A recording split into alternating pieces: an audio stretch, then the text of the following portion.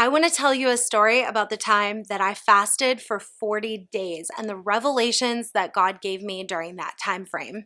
Now, this is not coming from someone who's a veteran faster. Let me tell you, when I decided to fast for 40 days, actually, I didn't even decide it. The Lord said to me, I want you to fast for 40 days. And I thought to myself, I've never even fasted for 3 days. I got very, very nervous, but I wanted to operate in obedience because I knew the power of that. And so the Lord began to walk me through what a 40-day fast would look like for me, right? So I went through this 40-day fast and I felt the presence of God so close. It was actually almost painful sometimes how close he was and how intimate things were and how he was pulling things out of my life, pulling things into my life that I needed. And it was amazing to watch the transformation of that 40-day period spiritually, what happened in my life. And the Lord spoke to me out of Mark 9, verse 29, and it says that some things only come out through prayer and fasting. So we've been talking about the weapons of the Spirit, the weapons of the kingdom, and how we can actually learn to fight our fight as Christians better. And the reality is that fasting is not to be underestimated.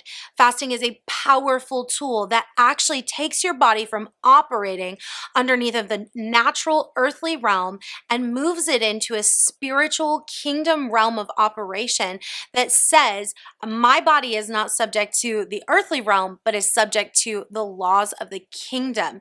And so when you move into fasting, now I'm not saying that you need to fast for 40 days. That is a lot, and not a lot of people can do that. But what I am saying is that when the Lord calls you to a fast, when he calls you to partner with him and allow him to be the thing that sustains your body, he is going to remove things and he's going to put things into you. He's going to anoint you in new ways. He's going to give you bravery for things that he's asking you to walk into that you will never experience without fasting. Sometimes there are things in our lives that get stuck, trauma that gets stuck in our lives that we literally cannot remove without the prayer and the fasting required to take authority over that situation. So I want to encourage you, if you've been going through a really rough time, maybe what you need to do is do a fast.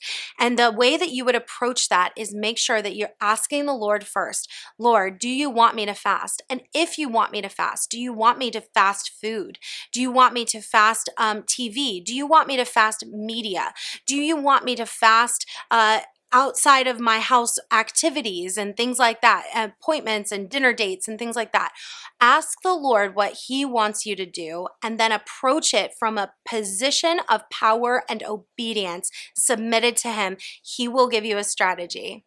So if you've never done a fast before, I want to encourage you. Sometimes fasting is the fast track, literally, the fast track to breakthrough in your life.